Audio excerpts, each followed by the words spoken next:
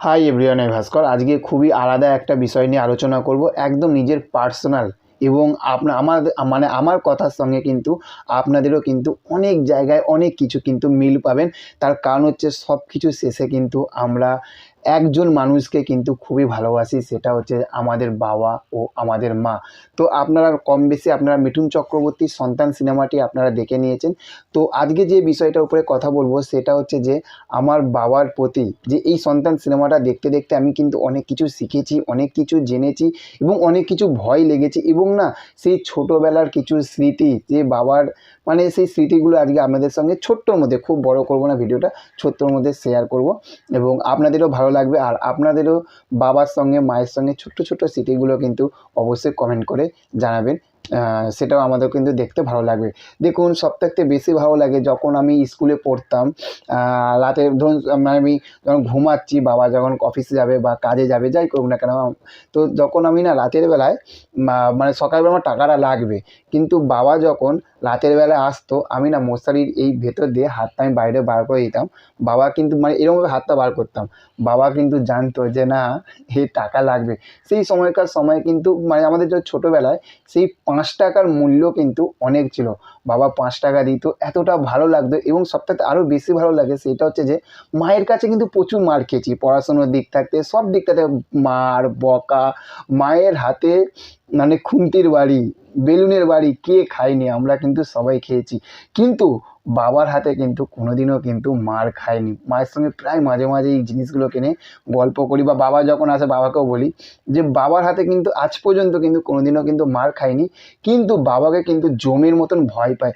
আজও পর্যন্ত বাবা যদি চোখ রাঙায় না, হয়তো আমি যদি কোনো কথা বলি বা তর্ক করি, কোনো সময় কোনো কিছু যদি মাথা গরম হয়ে যায়, মায়ের সঙ্গে করছি, কিন্তু বাবা যদি চোখ রাঙায়, সেই সময় কিন্তু ওই মুখটা কিন্তু সঙ্গে সঙ্গে বন্ধ হয়ে যাবে।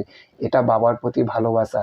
এবং সন্তানের যে দৃশ্যগুলো দেখিয়েছে, সত্যি কথা বলতে আমি তো জীবনে পারবো না। তার কারণ শুধু আমাকে না, আমাদের বাবা মারা আমাদেরকে কিন্তু প্রচুর প্রচুর প্রচুর স্যাক্রিফাইস করে, প্রচুর কষ্ট করে কিন্তু মানুষ করে।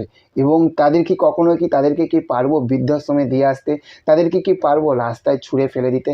কারণ বাবা মাই হচ্ছে তো আমাদের কাছে, আমরা হয়তো ভগবান দেখিনি, কিন্তু আমাদের কাছে আমাদের বাবা মা এরাই তো ভগবান। এবং যখন ছোট ছিলাম, বাবা বেশ রাতের বেলায় আসতো, বা ধরুন রবিবার ছুটি পেত, সেই সময় তো বিশাল যে জ্ঞান বুদ্ধি যে প্রচুর কিছু, তা তো বুঝতাম না। বেশ নানা রকম গল্প বলতো। এখন বুঝতে পারি যে অনেক গল্পের হয়তো মাথা মুন্ডু ছিল না, কিন্তু বাবার মুখে সেই সময় যে গল্পের যে একটা আলাদা একটা আনন্দ, আলাদা একটা শোনার মুহূর্তগুলো, সেইগুলো না সত্যি ভালো লাগতো। সেই ছোট্টবেলা সেই দৃশ্যগুলোকে হয়তো এখন হয়তো ভাবি, কিন্তু মিস করি। বাবার সঙ্গে পার্কে ঘুরতে যাওয়া, মাঠে ঘুরতে যাওয়া, মায়ের সঙ্গে ঘুরতে যাওয়া, সেইগুলো পুজোতে হাত ধরে ঘুরতে যাওয়া, বাবার কাঁধে ওঠা, সেই দৃশ্যগুলো এখনও ভাবি। সত্যি কতটা আলাদা একটা দৃশ্য ছিল আমাদের ছোটোবেলার সেই দৃশ্যগুলো, তাই না?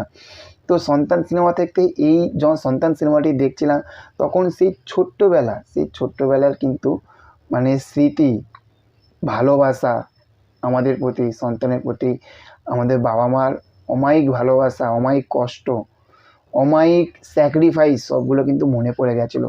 তো একটাই কথা বলবো, হয়তো আমি আপনাদের সাথে ছোটো হতে পারি, অনেকে থাকতে হয়তো আপনারা যারা ভিডিও দেখছেন হয়তো তাদের সাথে একটু বড়ো হতে পারি। শুধু একটাই কথা বলবো যে বাবা মাকে সম্মান করুন। এই মানুষগুলো যখন আছে তখন আমরা বুঝতে পারি না, কিন্তু মানুষগুলো যখন থাকবে না, তখন কিন্তু আমরা কিন্তু সেই বাবা মায়ের সেই ফিলটা, সেই গ্যাপটা আমরা কিন্তু বুঝতে পারবো। তো যতদিন আমাদের বাবা মারা আমাদের কাছে, আমাদের হৃদয়ে, আমাদের সাথে থাকবে, একটাই কথা বলবো, বাবা মাদেরকে সম্মান করুন, আর প্রচুর প্রচুর প্রচুর ভালোবাসুন, প্রচুর।